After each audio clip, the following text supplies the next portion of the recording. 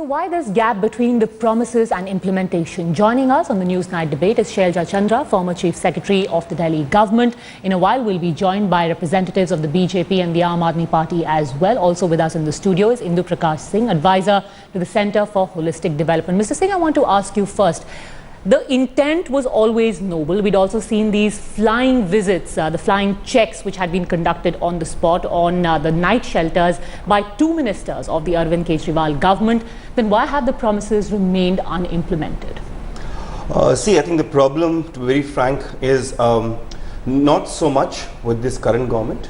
The problem is that way back on 30th October, when we had the Delhi High Court asking the CEO of DUSIB, Delhi Urban Shelter Improvement Board, to go and visit the shelters, and then also tell as to how many shelters are required, and then on 20th November he was summoned by the High Court, wherein he said that the shelters that we have are adequate for the number of homeless that we have. Okay, so. And then the court told him that Mr. Amarnath, DUSIB chair, CEO, that if there are any deaths, you will be held accountable. The case went on 9th December, the 10th December when the case came, we gave that we wanted shelters 33 spaces. 20th December we gave that we want shelters 45 spaces. There was nothing because that time we didn't have a Delhi government at all. It was election time, and the bureaucrats were ruling. Somewhere I feel that right from like 4 years we have struggled through. Like it is due to the agency of the Delhi High Court that anything has moved in Delhi or the country also for Supreme Court of India. So somewhere I think it's a stranglehold of bureaucracy than the ministers delivering anything, because despite the fact that when Arvind came to power, in fact the 1st January he called us to his office. We met him and told him Arvind they wanted shelters 45 spaces. He immediately ordered. And that's why I realized that I told the very opening statement to Arvind was, Arvind, you are saddled with a bureaucracy that doesn't function. Okay, so it's only fair now we get a former bureaucrat to answer that. Do you think that the Chief Minister, despite his noble intentions, is just being held back by a bureaucracy and one can't really hold him to any blame as far as these deaths are concerned, ma'am? I don't think one can blame either Arvind Kejriwal for this, or the bureaucrat Mr. Amarnath, who has been by name been spoken against. Give me a few minutes please, because I've just come after talking to Amarnath. I may be also a fellow bureaucrat, but I did take the pains of finding out the facts. The facts are something like this, that there are something like 15,000 spaces available, and the number of homeless which has been actually checked by SDMs by different authorities is around 15,000. So in terms of spaces, it is not as though there is a huge shortfall. What however happens, and please hear me out, a lot of the people who are destitute are also confused with homeless. The two things are entirely different. Number two, there's a huge influx into Delhi on a daily basis. People come because they hope to get jobs, they hope to get some income basically. They do not have the money to room, so they start sitting on the pavements and taking over. They are persuaded to go to night shelters, but it doesn't work out for 4 reasons which were given to me, not only by him, but by a Father John from one of the NGOs who's highly respected.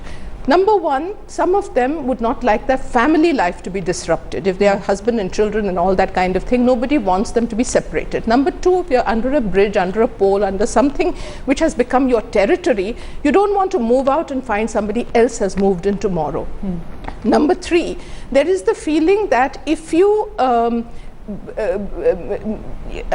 if you stay on over there, you will be looked after, but if you're an alcoholic or on drugs, it's not going to be possible in a home, because there you will be segregated and you will be definitely under some supervision. You cannot do all these things. So there is a tendency not to.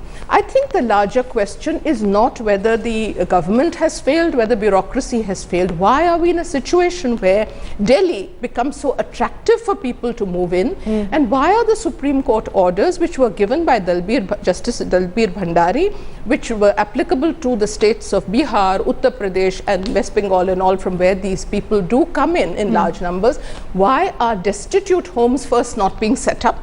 Because at least the destitutes, before they become candidates for death, which no NGO, and I'm very apologetic about this, but why are they not being taken into hospitals before they die? It is apparent. And a person on the deathbed is very different. He's not going to, the reversal is not going to be possible. You're so far gone.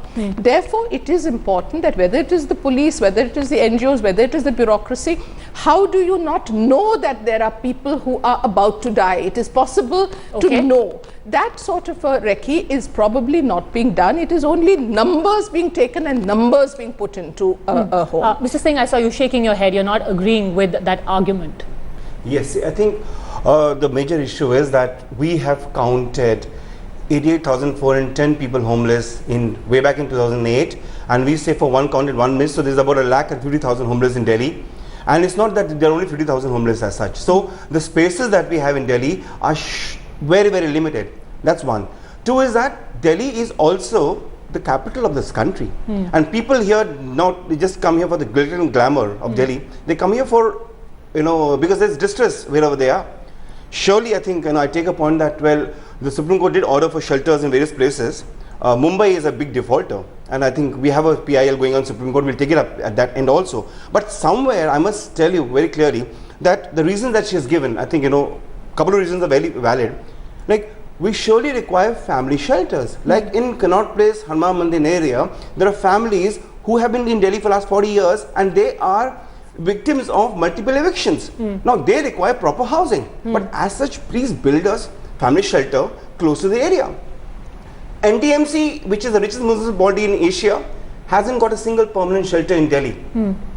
So somewhere, I think it's pardon me for saying this, that we are witnessing, one is bureaucratic indifference and bureaucratic arrogance. Okay, let me also introduce now to the debate Meenakshi Lekhi of the BJP. Meenakshi Lekhi, this is another reason why now the Aam Aadmi Party is being targeted for the deaths of the homeless on the streets of Delhi. They have been pulled up first by the High Court and then also the National Human Rights Commission. But the Aam Aadmi Party argues, have patience. We've been in power only for a month. There's only so much we can do. The last winters, there were 300 deaths. We're at least trying to limit them as much as possible. You see, the idea is not this. The idea is, when you are discussing of actions, the actions happen in the offices and in your workstations. The actions don't happen in the format of dharna, and you definitely don't want dharna happening because there are no shelters or shelters are ill-equipped.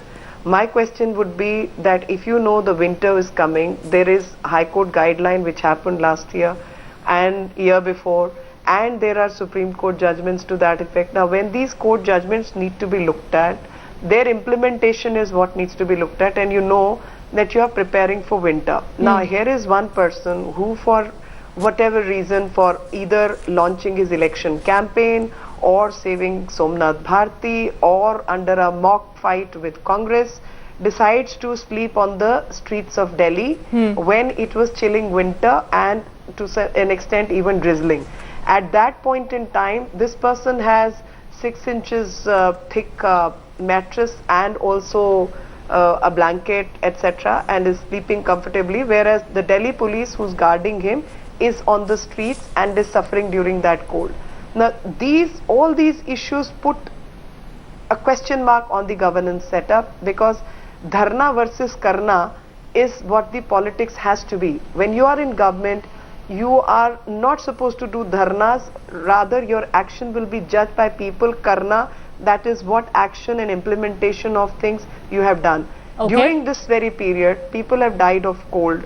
Now, you may be there for 1 month, and I'm sure, I'm not expecting that everything can be controlled within 1 month. At the same time, you are dealing with populist measures. When it comes to the concrete policies, there is nothing which is at the delivery level, and it is that act which is questioned. Shailja Chandra, would you like to respond to that? Because the feeling is that after the photo opportunity was over, nothing was really done. It was said, in fact, the homeless people that we spoke to when you went to the spot, many of them said that the shelters are in such a state that we'd rather not go there at all. Even our basic safety is not assured. Well, then there is something radically wrong with the supervision, because something like 8 crores a year is given to NGOs, 35,000 rupees per NGO is given. If they are not doing their job, after all there are certain conditions under which they are working, they should be in the first place dealt with. Why should it become something which becomes that everything that is done by NGOs is perfect? Everything that is done by going out in the night and trying to show that you care and you really mean business, all that seems to take a lot of sympathy from everyone. But the main issue is, you have designated people to do this work. Why are they not doing this work? Why are they acting as the great buffer which is supposed to be, delivering service? Otherwise they should get out of this business. Is it, Mr. Singh, because essentially you've had your moment in the sun where you've told the TV cameras, look, we are doing the best that we can for the homeless, and after that is over, you think your job is done? So as far as the basics are concerned, they are not being addressed. No, in fact, I must just tell you, it's because of us that the High Court took the matter suo moto on 6th of January 2010. No, I'm talking about the Kejriwal government. Yeah. No, I didn't get the question. My question is that after Arvind Kejriwal made sure that everyone captured his two ministers, Rakhi Birla, Somnath Bharti, going on those visits, once they had gone and told the SDMs to go for spot checks, they thought their job is done. As far as the basic facilities are concerned, if they're not being addressed, no one really cares. No, see, I think here again, I must just tell you, I think to the comment that was made by dear friend, that, I want to just make it very clear that NGOs and in this are committed a lot. There are a couple of NGOs that was selected by DUSEP, not by us. Okay, they had their own suspect mechanisms of bringing in the wrong people. No, but no one is questioning the NGO's intent. I'm talking about the government's accountability. They are the ones who made the promises. Where is the deliverable? Well, I think, for that, you'll have to haul off the bureaucrats. I'm clear on that, because the bureaucrats are not delivered. I'm just saying, pardon me for saying that again, separate from the government. We are in Delhi saddled with a government whose edict is not understood by the bureaucracy, and they don't want to deliver what the government is really wanting. So Meenakshi Lekhi, you wanted to make a point. What I was trying to say is, first thing is, you as a government are allowed to inspect the areas, etc. But you, not appointees of yours, not volunteers who could be radical and who are indulging in different kind of action. But the government can issue directions, can pull up the inspectors who are supposed to do their job, and can send people on night vigil, etc. Not the man on the street, but the government. And while you go, you don't have to carry the cameras along. Make your reports, do work, and anyone who's a non-performer, you can initiate action against those NGOs. But you don't do that. Instead, you go around, your Rakhi Birlas and Kumar Vishwasas go with the camera team. So that you are creating, all this is election campaign happening, that you are creating an impression that you are doing a lot of good work and you are doing great work which has never been done, whereas there may be people who are silently working and doing good work without the limelight of the camera. And at the same time, when the work needs to be done, that is in terms of cancellation of licenses, preparing a report, seeking redressal, nothing of that is happening. All right, Meenakshi Lekhi, thank you very much for joining us on the Newsnight debate. Thank you also to Mr. Singh and Shailja Chandra for being here. We really wish that the Aam Aadmi Party had already also participated in this debate, because they are the ones ultimately who have to answer these questions. An inquiry is already underway. We certainly hope it doesn't go the way of other inquiries where we really haven't seen any outcome in the past. For the time being, thanks very much for joining us on this debate.